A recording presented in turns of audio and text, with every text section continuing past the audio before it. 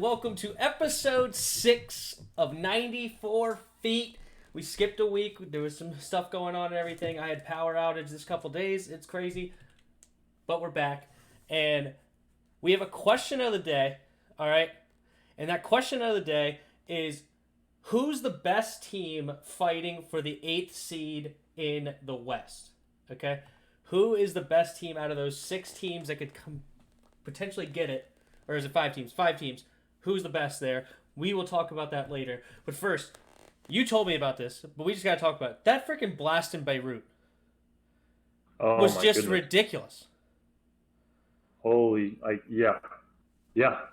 That they said it was like a fireworks factory, and then we think it's a bombing. And just watching the videos is so ridiculous. Yeah, ridiculous. Well, I think the main story now is they confiscated from a ship that went to that port before some explosive materials, and just kept it there for years. Never did anything with it, and then something caught fire. We don't know if there was an attack or something, but something happened to make the building catch on fire, and that explosive material is what caused it. And my dad was actually telling me that they say that there was 1,000 times more power than the Oklahoma City bombing. Jeez. Yeah. I believe it. Did you see that? The mushroom cloud, they said 10 kilometers in every direction is going on. It's absolutely ridiculous. Yeah. Cars getting thrown just from the shockwave. Man. And last I've seen, it was only in the 100s as far as people deaths. And I would think that upon impact, we could say 3,000 people died. But no, they're saying that it's less than 1,000 so far, or less than 200 so far. It's absolutely insane. Let's see if I can get a toll. Yeah, right now it just says 20 hours ago, 135 deaths.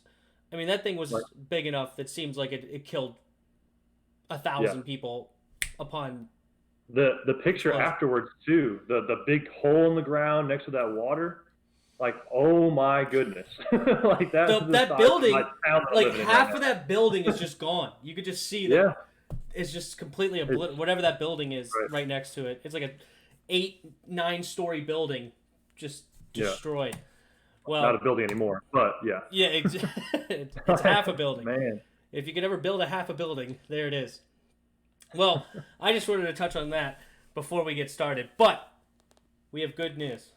The NBA has actually started, and we actually have basketball to talk about.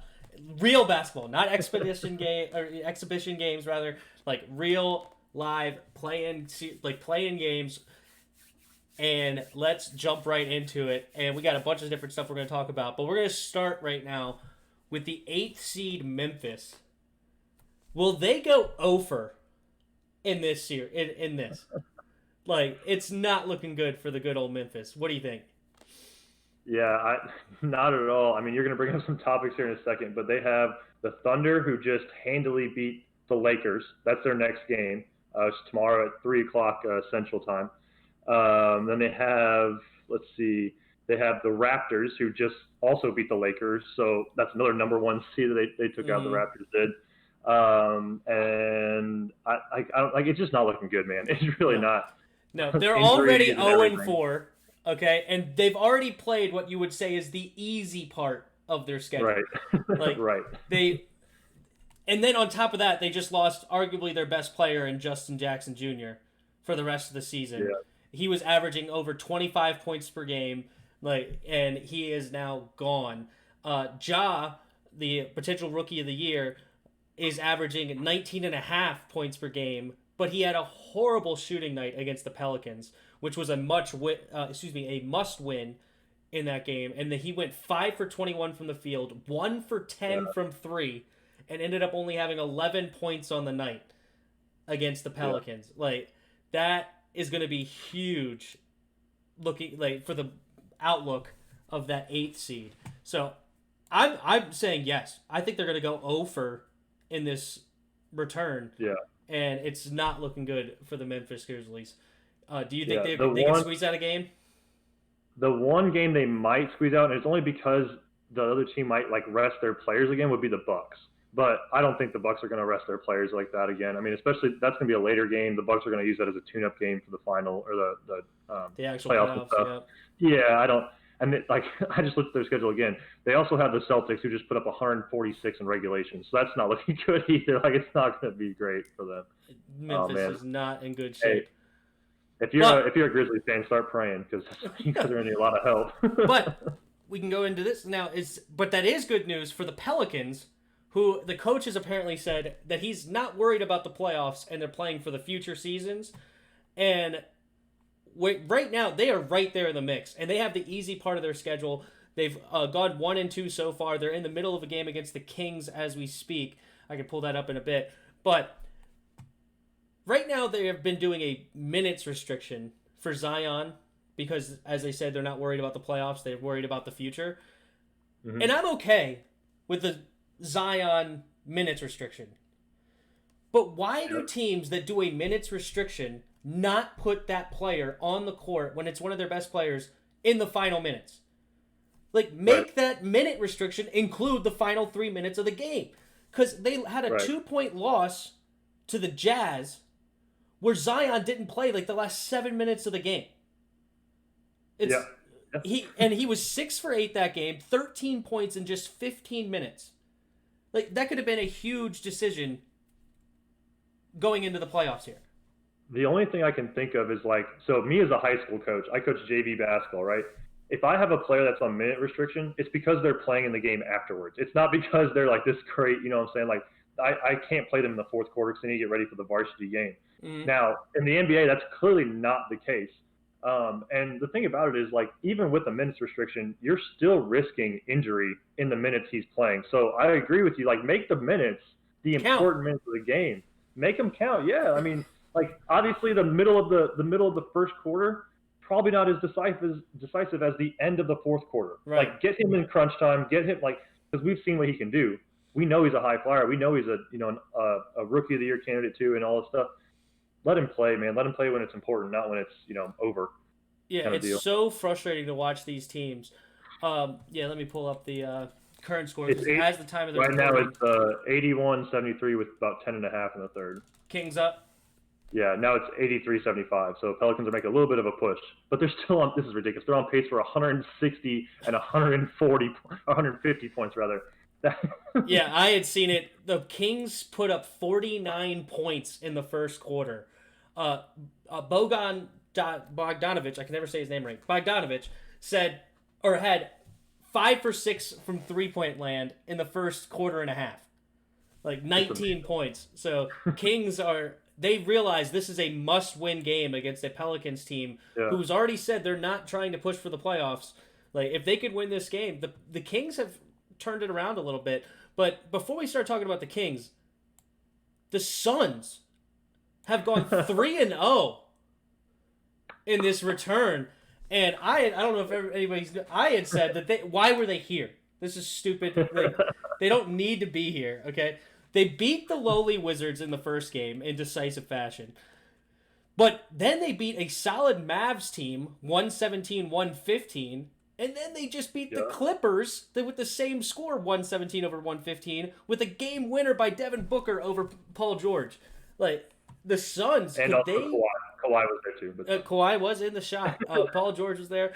Devin Booker currently is averaging over 30 points a night. He had 35 in that game over the Clippers.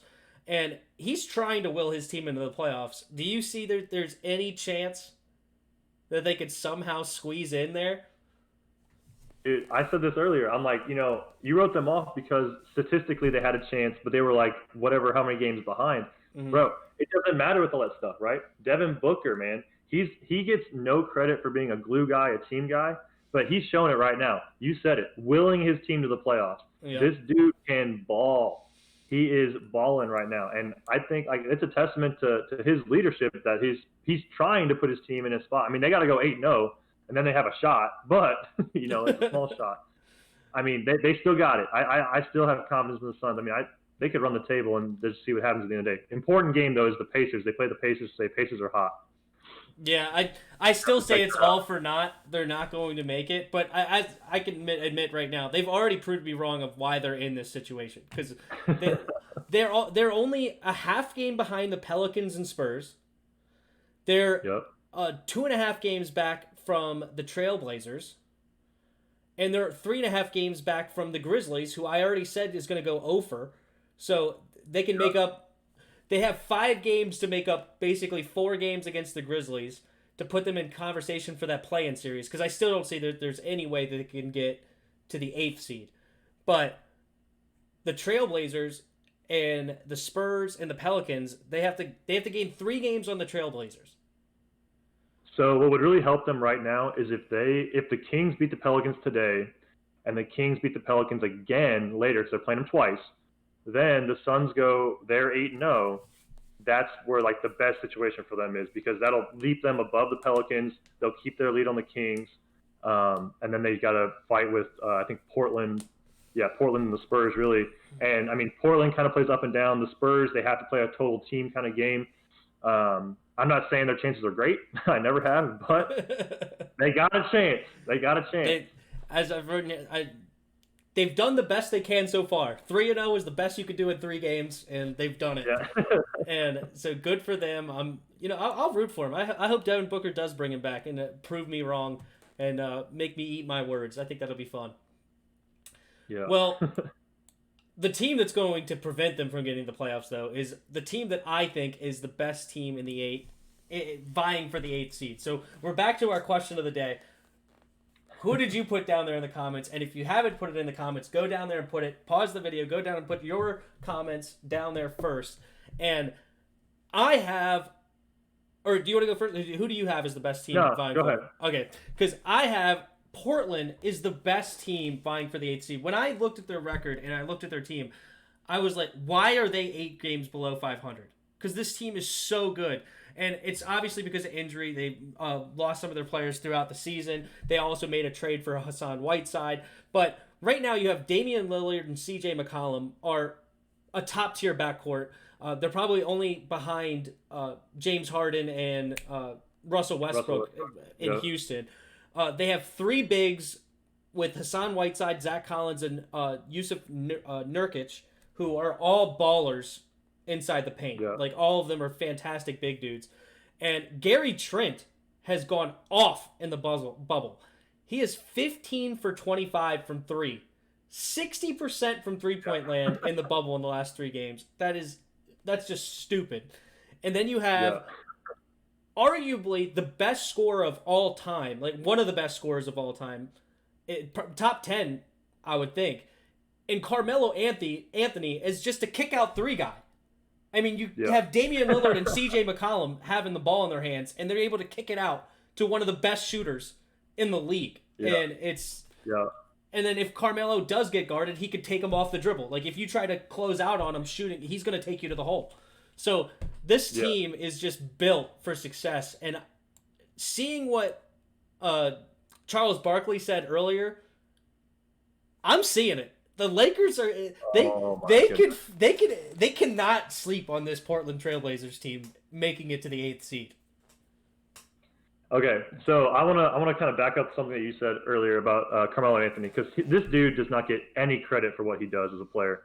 I think it's honestly because he hasn't won a championship, and he was kind of perceived as this cancer or whatever. But this dude's a Hall of Famer, man. Like he's a baller, and like you said, he's shooting spot up threes in the playoffs. I don't know if a lot of people remember when he played for the Nuggets in the playoffs. Dude put it on another level. When he carried the Knicks to the playoffs, on another level. Now he didn't have the supporting cast, but now he's the supporting cast, and he as your supporting cast, that's a great team. So I can see your point with the Blazers. I know the Lakers can't look over them, all that stuff. I would still give that series to the Lakers, obviously. But my team that I have vying for that 8th spot is the Spurs. And I think that when you come down to win or go home kind of situations, you got to look at the coach also. And obviously the Spurs, Greg Popovich, they've been in the playoffs however many years. I mean, there were years when he had, Tim Duncan, Manu, and Tony Parker, and people were kind of like, okay, they're not having a great year, and then all of a sudden they're like the fourth or the third seed in the West, and it's like, okay, now they're in the playoffs, they're making another run, they're pushing. So Popovich, I think, puts his players in positions to be successful. Their record doesn't look great. They are 2 games behind the Trailblazers, but that would be the other team that I think could force a play-in series and possibly win a play-in series against the Blazers. It's a slim chance, but I'm going to go with coaching experience. And, I mean, they're a solid team regardless, but they've had some ups and downs. I am not a DeMar DeRozan fan. I was for a long time. I was rooting for him, but he just cannot be there in big moments. I mean, as soon as the Raptors lose him, they're a better team. Obviously, they got Kawhi, well, okay. but obviously they got Kawhi, but now even they lost Kawhi, and look at how good they are this year. So DeMar DeRozan, he's a baller. He obviously puts up points per game. He's a fantastic player, but for some reason, when he is on the team, and I never hear anything about him being a locker room cancer or anything. It just seems like he just can't lead a team though. I don't know what his problem is. The only thing I've heard about him is he might suffer from like extreme anxiety and things like that. But like at some point, I mean, like Kevin Love kind of talked about that too, and how he like deals with that. Mentally, I mean, I see students like that kind of constantly. Like, they have that issue with, that confidence and like sticking with something or seeing something through. So maybe he's just got to, talk to a sports psychologist or something. I don't really know, but I think Popovich has him figured out now in year 2 because that dude's balling, like you said. He's a numbers guy. So I hope he shows up because that gives the Spurs the best chance. Without him, I mean, it's going to be kind of tough. They're going to have to really play team basketball. Yeah. But that's what I got. I do not like DeMar DeRozan, and if he's your best player on the team, then I think you're going to struggle. But fair enough. I just love Portland right now, and I think they're going to make this 8th seed, especially with Pelicans not trying to push for the 8th seed. I see Portland taking this. Now, my hat here, okay? My team is embarrassing, okay? They are hot garbage right now. Wizards are so bad. They just got handled by the Nets, who brought nobody to the bubble. Okay, 118 to 110.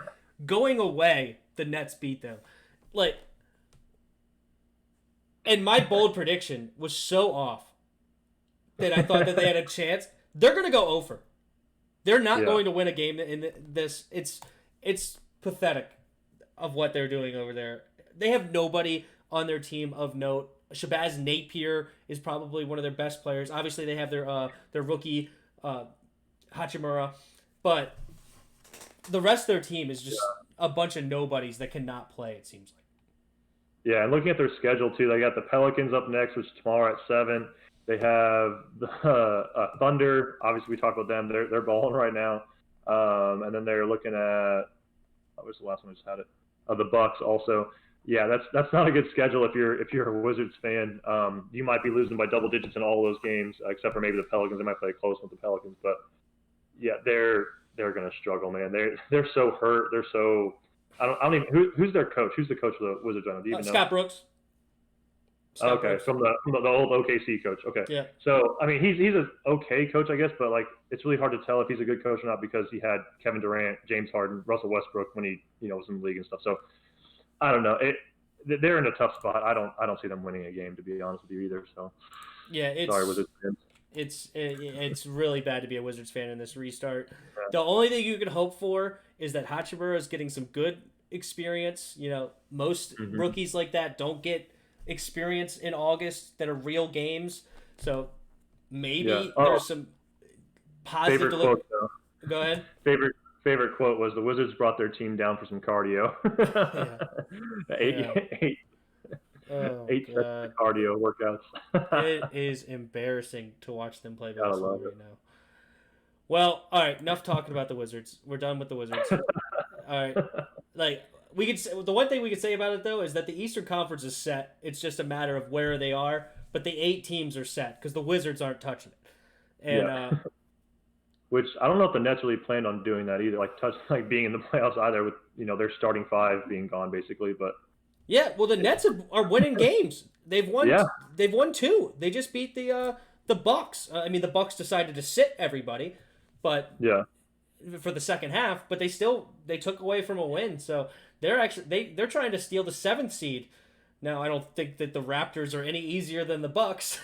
Right. I don't know what you're thinking there. But. Yeah. But, all right. So, but speaking of the actual good teams with Clippers and Bucks and Raptors and things like that, Durant put out his 2 cents of who he believes will be in the finals. And this is what he had to say. So he said, if I had to choose, and I hate doing all that stuff because you never know what could happen, I'll go with the Clippers and the Bucks for the championship, and I'll go with the Clippers. Do we agree? Absolutely not. Absolutely not. First of all, okay, I'm not even going to touch the Clippers side because everyone knows my feelings on that. Okay. Lakers, by the way, if it wasn't clear. The Raptors are a better team than the Bucks. All right, and I'm going to say this as clearly and as well as I can. Giannis is a great player, stat guy kind of deal, but his basketball IQ is below average, and it might be even further down than that. We saw that late game. I can't remember who they were playing, but he grabs a rebound. They're down 3, and Kyle Korver is standing literally in the corner by himself. And he tries to go up, kind of loses the ball. I think it gets poked out of his hands, whatever. Then he looks to the corner and says, "Oh, Kyle Korver, my bad. I saw you, my bad." Okay, that can't happen. That's Rockets. Chris Paul. It was the Bucks-Rockets game. Yeah. And the other thing, he let James Harden, who is known for not playing defense, strip him and get a defensive stop on him, forcing him to give up the ball. Like, Giannis, if you are a superstar, if you are MVP, if you are the best player on your team, that can't happen. LeBron got shade for that for years, but his team was at least, winning at a higher rate, I think, anyway. Maybe I'm biased, than that. So my finals is I have the Raptors and the Bucks playing in the Eastern Conference Finals, and the Raptors beating the Bucks in 5 games. I'm going to give the Bucks 1 game just because I'm being nice, but the Raptors are beating them in 5. And then the Lakers and Raptors are playing, and I have the Lakers beating the Raptors in 6 games. Now, a lot of people want to say, the Raptors already beat the Lakers. I'm going to call that a fluke. I'm going to let that go. Lakers are beating the Raptors in a 7-game series. Fair enough. I agree. I have the Raptors in the finals as well. I was flabbergasted because that play that you just described earlier with Giannis getting the rebound was it looked exactly like the play with Chris Bosh getting LeBron's rebound and kicking it out to Ray Allen to tie that game to go into overtime against the Spurs in the finals. It was the exact same play, but he didn't kick it. It's get it to your dude. Like, you have him wide open. No, he did not even look for Kyle Korver in the corner. Right. Meanwhile, Chris Bosh immediately catches the ball and he's looking, all right, who's open at 3? Because he sees everybody collapsing. Because Giannis had 3 guys around him. It's like somebody's open. You have one of the best 3-point shooters in the league in Kyle Korver. Kick it out to him. But no, I agree. I love what the Raptors are doing right now. They're also 3-0 right now in the return. They beat the Lakers. They are looking extremely good. They're really well coached. Top tier defense right now. They've only allowed 1 team to score over 100. The other 2 have been under 100. So I too have them in the finals, but I have the Clippers. I think they will show up by the time it's time to face the Lakers in the Western Conference Finals. They will have everybody there. Kawhi and Paul George will be ready. Kawhi's a freaking killer in the playoffs. He will be there. They did just lose the Suns. That's fine, but this is not the Western Conference Finals yet. This is still the regular season where Kawhi just... Look, here's the thing, though. Okay. If it's Clippers and Lakers in the Western Conference Finals, I'm going to love it because then everyone's going to know that LeBron's the best player on the court and his team's going to win, and it's going to be simple. It's going to be real simple. It's going to be really hard for a hater, which I know there's tons of them. I will agree. It will be simple. Because it's going to be the Clippers in 5. Oh, my Lanta. The Clippers are going to hand it to AD and LeBron. It's not. Well, you're right. It's going to be simple. If Lou Will doesn't get his hot wings, I don't know what's going to happen. We'll see. Lou Will will be just fine after his Magic Kingdom or whatever it's called. I don't even remember the place he went to. What's it called? Magic City or something. Magic City, yeah. After the Magic City, he'll be just fine in a couple weeks. He'll be back. That story was pretty funny because I guess one of the ladies that works there, and I won't say what her job is, but she said he tips well. So he was clearly just there for the hobby. She's clearly a waitress. It's his favorite restaurant. Okay, he goes there for the wings. He loves it. Restaurant. Yeah. Restaurant. It's his favorite restaurant. He said it himself. Man, I bet it is. I bet it is. That's awesome. Well, all right. So that is what we got for the NBA this week. We do have a little bit of WNBA news, and it's unfortunately bad news because I was actually excited to watch her. She was the number one pick with Sabrina Ionescu. She gets hurt. She has to leave the bubble. She hurt her ankle, level 3 sprain. She's apparently going to a ankle foot expert in New York. So she has left the bubble, they said. And they have not put a timetable for her return, but a level 3 sprain is no joke. And the Liberty are currently 0-6. And it's not going to get any better without Sabrina.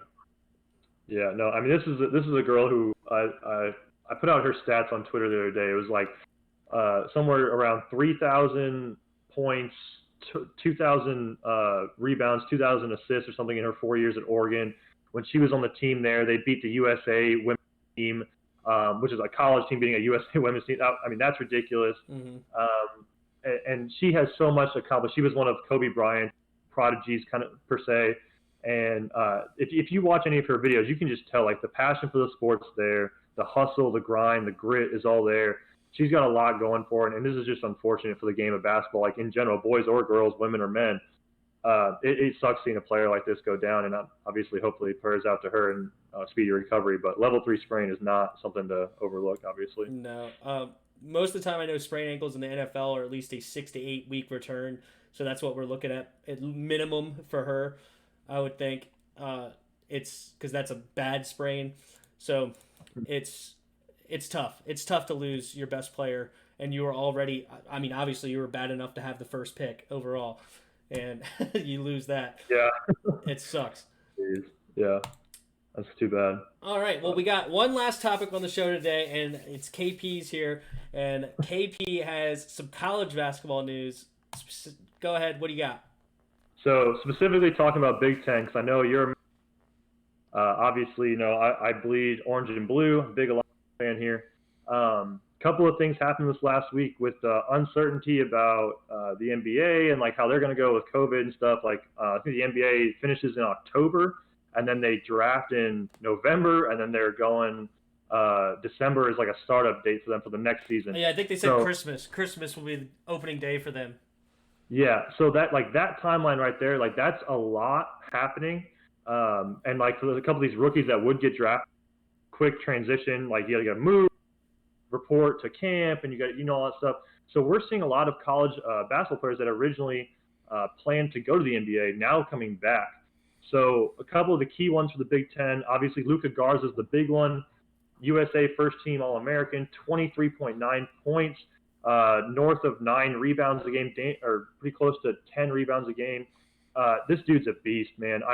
I hate giving any credit to Iowa because Fran McCaffrey, their coach, is just such a, for lack of a better word, loser. And he started a bunch of stuff. Coming from an Illinois fan. I mean, I'm just saying. So, he also had his son on the team last year, and there were some different things. You want to look up the videos, just look up Illinois versus Iowa, game 1, Illinois. It was not pretty. I love the second game more, just saying. But Luka Garza, he does it all for his team. I mean, he shoots threes, he rebounds well. He's a big dude. His calves are about as big as my torso. I mean, he's an all-around unit. So him coming back, that's going to be huge. Iowa right now is ranked ahead of Illinois at number 7 in the latest too early to tell poll. And we'll talk a little bit more about that. So moving on to my team, Illinois. Okay, we had two big additions, or not additions, but returners. Okay, Kofi Coburn, first of all, also 7-footer, also a manimal. He was the heaviest player in the NCAA last year at like 285, ridiculous strength. He was a Big Ten freshman of the year, averaging 13 and 9 rebounds essentially. And I mean, this guy, like, if he can work on his hands, he's going to be outstanding. He just had some times last year where he wasn't ready for the ball, couldn't really control it. Rebounds kind of bouncing off left and right kind of deal, but still grabbing 9 a game is solid, obviously. Huge rim protector also. And then Ayo Dosunmu, man, Big Ten freshman of the year the year before. So we got 2 freshmen of the years on our team, obviously different years. But he was averaging 16.5 points per game, a little over 4 rebounds per game. But this dude is clutch. Okay, he is a clutch gene kind of player. I'm not sure. Do you remember what happened with Illinois and Maryland last year? I know you want to talk about that a little bit. I just know that we beat you on free throws coming down to the wire. Yeah. So that's one thing. Like I think that was I'm not sure. I think that was the game where I was like troll stuff. I have to be the guy. Mm. And then you saw it. So I like Illinois. Currently, they're at number 9 in the top 25. Too early to tell kind of poll. I think they'll fight for a top 5 spot. Obviously, during the year, it's going to be kind of tough with like how the schedule is going to work out and things. Some conferences are debating a bubble, so we play all of our games at one location. Students are on online classes with tutors and things, video conferencing, stuff like that. So that's going to be interesting to tell like how that's going to work. I'm not sure where it would be. Maybe it's at I hope you know, they do that. You know what? Because that would actually be the best situation for them for mm-hmm. schooling. You Yeah, have a group of kids that are in a bubble. They can't do anything else but basketball and school. Like I bet all of their grades will go up a couple percentage points because that's what they have to do. They're surrounded by other people that are also taking classes. Their coaches are going to be there to make sure that they focus on their classes. Like, and everybody's going to do online classes this fall this anyway. year. Like, Yeah, yeah, it's not like they're missing out compared to other students. Like, oh well, you need to be in the classroom and everything. It's like, yes, that's important, but nobody's going to the classroom.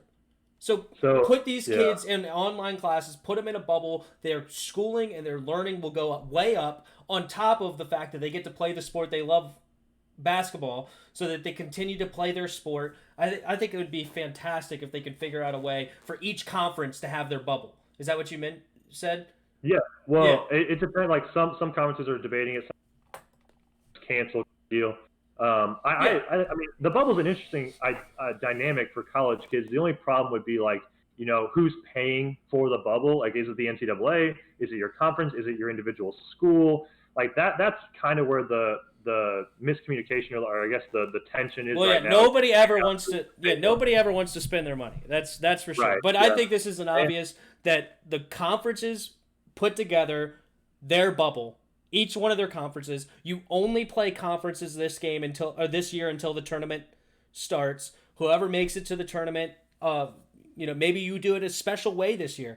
Maybe you do it where it's like the top 2 or 3 teams of each conference go to the NCAA tournament this year or whatever. Maybe it's more than that. I don't know how all the math adds up for each conference. Maybe the top 5 or something.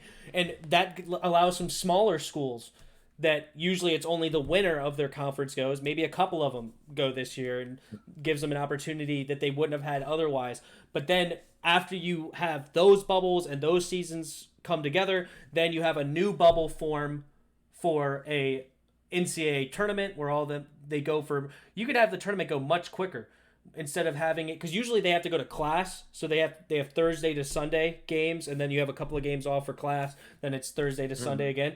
You could make it a 4-week or 5-week process turn into 2 weeks, like they play every other or 2.5 weeks, and I think that would be a fantastic way for the NCAA to handle this season. Yeah, and at least it gives the kids something like it gives the a season because there's so much up in the air and like if you part of the problem with what you said was if you let 5 teams or 3 or 4 teams in, well there's currently 2, 4, 6, there's 8 teams that are either ranked or getting votes to be ranked in the Big Ten. So if that's the case, now we have to have play-in games and things, and the NCAA did talk about expanding the playoff like number of teams, but it wouldn't be like I'm not sure what the word. It wouldn't continue. It wouldn't be a perennial thing. Like they would go back to once everything 68 teams, the 4 teams playing in for the last 4, whatever it is.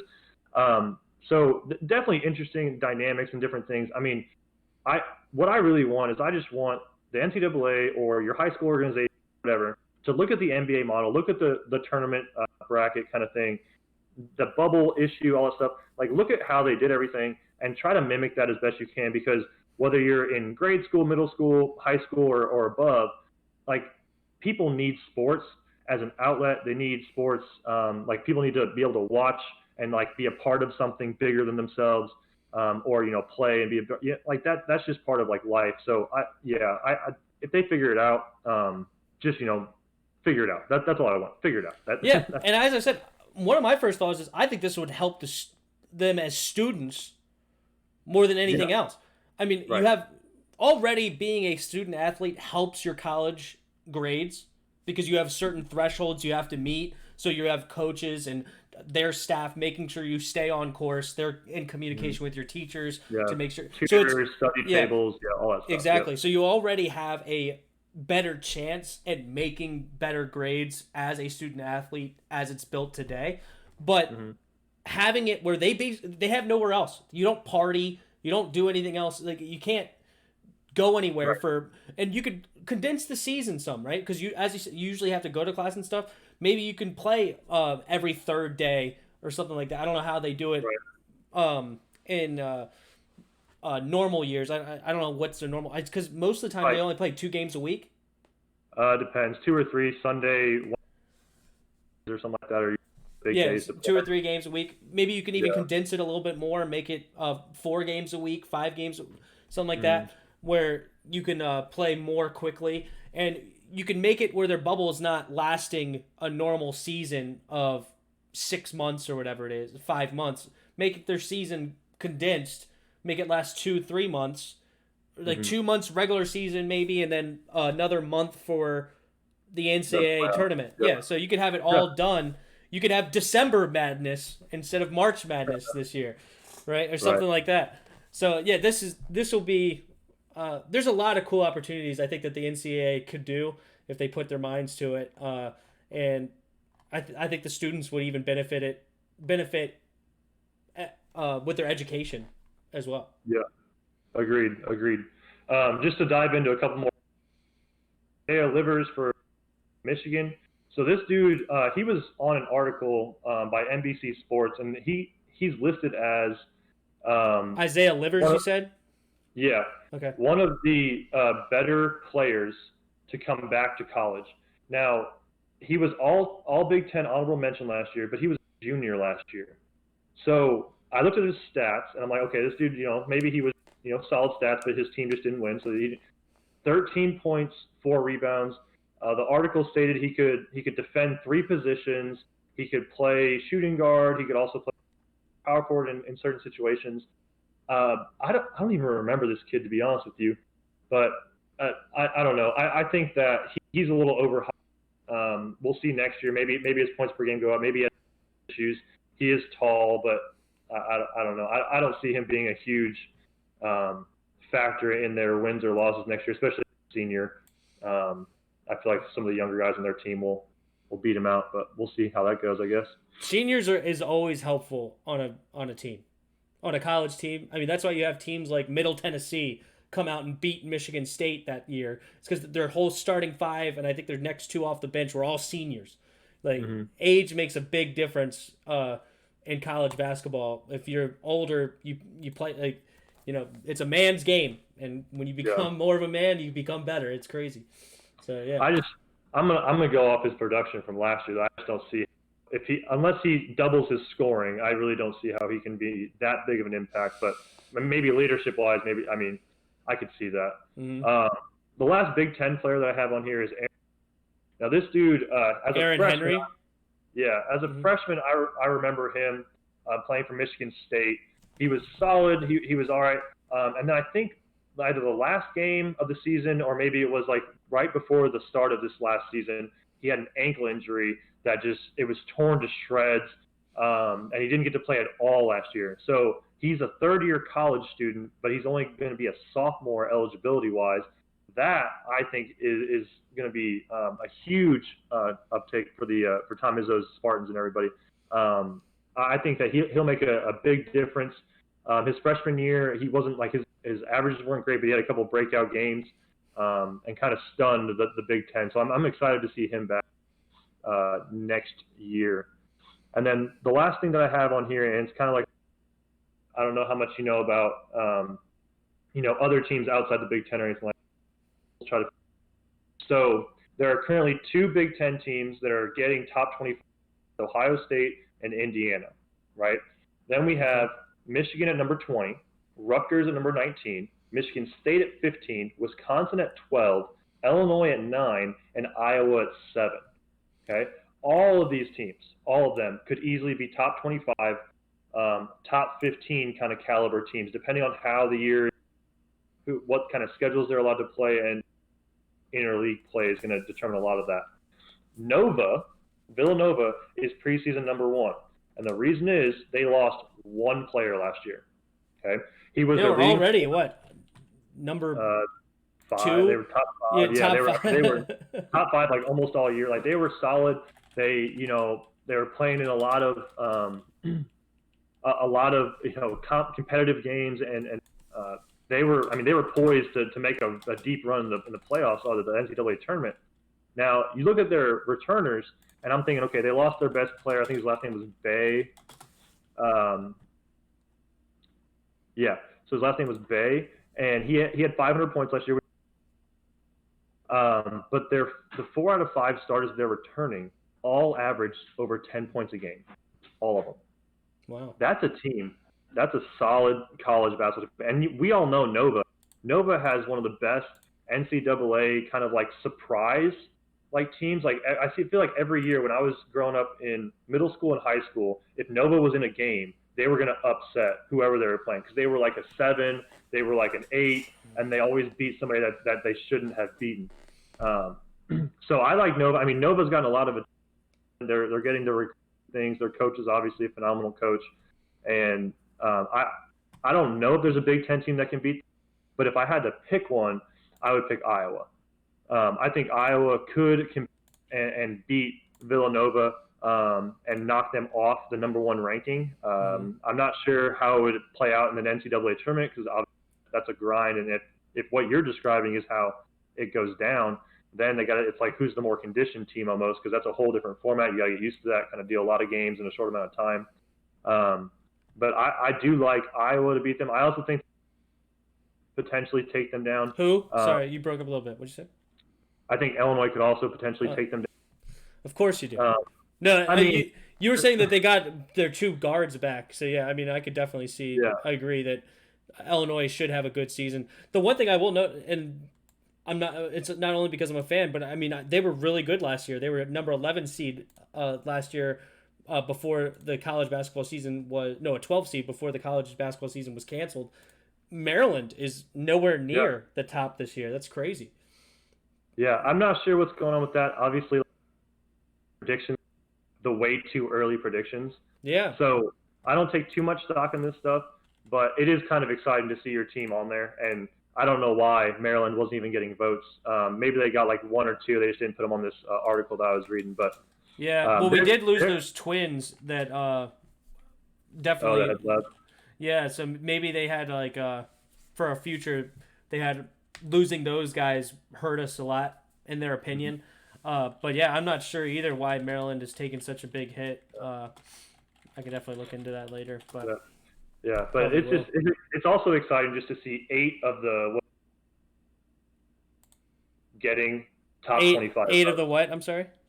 8 of the 14 Big Ten teams getting top 25 votes. That's just a testament to the Maryland's not in there, but they steal a couple games. They're easily going to be put in the conversation. So I think that the Big Ten's just as strong as ever. Obviously, these people come.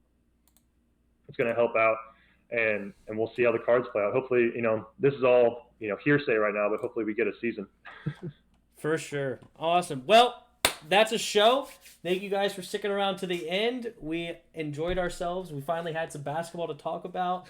Put your comments down there. If you agree with any of us, if you disagree with anything we said, put them down there. And if not, that's okay too. But like the video, subscribe, and enjoy. But any last words, KP?